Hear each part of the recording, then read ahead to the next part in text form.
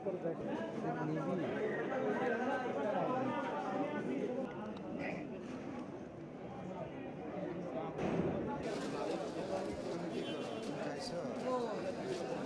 তাদের কথা বলার ধরনে আমাদের কাছে প্রতিভা। সন্ত্রাসীরা ভিতরে আল্লাহ আকবার ধ্বনি দিয়ে পুলিশের উপরে গুলিবর্ষণ করতে থাকে এবং বোমা মারতে থাকে।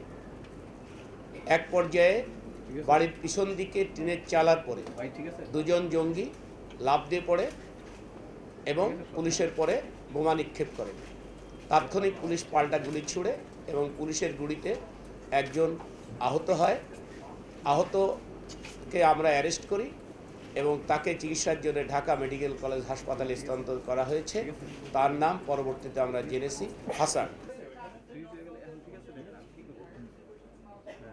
আমাদের কাছে এখনো পর্যন্ত প্রাথমিক তথ্য প্রমাণ যেটা আমরা পেয়েছি তাতে আমাদের কাছে প্রতিমান হয়েছে গুলশান হামলায় যারা অংশগ্রহণ করেছিল এরাও একই গ্রুপের সদস্য।